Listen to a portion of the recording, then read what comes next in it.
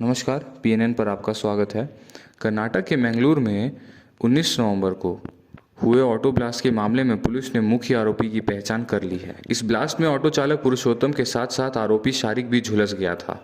Police तफ्तीश में पता चला है कि शारिक आईएसआईएस हैंडलर्स के संपर्क में था और इससे पहले भी शिवमोगा में बॉम्ब ब्लास्ट का ट्रायल कर चुका था।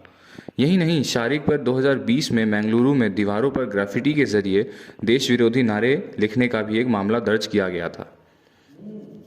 इस केस में कुछ दिनों तक जेल में रहने के बाद उसे बेल मिल गई थी।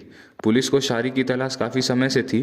दरअसल सितंबर के महीने में शिवमोगा में तुंगभद्रा नदी के किनारे एक ट्रायल ब्लास्ट किए जाने की रिपोर्ट सामने आई थी, लेकिन उस वक्त शारिक पुलिस को चकमा देकर निकलने में कामयाब हो गया था। हालांकि पुलिस ने ट्रायल ब्लास्ट मामले में माज मुनीर और सैयद यासीन को अरेस्ट किया था। शनिवार की शाम मैंगलोर में हुए ब्लास्ट के बाद पुलिस को यह जानकारी मिली थी कि शिवमोगा से फरार होने के बाद शारिक एक चोरी के आधार कार्ड की मदद से मैसूर में एक घर किराए पर लेकर रह रहा था और वहीं पर उसने बम बनाने की प्रैक्टिस भी शुरू की थी। मैसूर के अलावा शिवमोगा और मैंगलुरु में भी उसने अपना ठिकाना बना रखा था।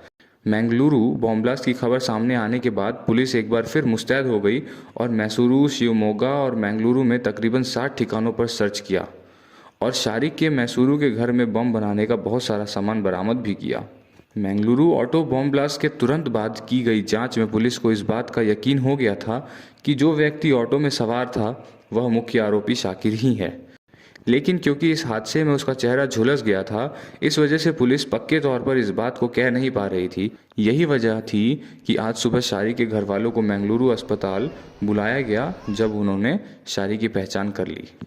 पुलिस जांच में यह बात सामने आई है कि शिवमोगा से फरार होने के बाद आरोपी शारिक मैसूर में एक किराए के मकान में रहने लगा था और यहीं से उसने मैंगलोर में एक बॉम्ब ब्लास्ट करने की योजना बनाई, जिसके बाद वह सबसे पहले तमिलनाडु के कोयम्बटूर गया। वहां से उसने एक सिम कार्ड खरीदा जिसे वह इस कुकर बम के ट्रिगर के तौर पर इस्तेमाल करना चाहता था।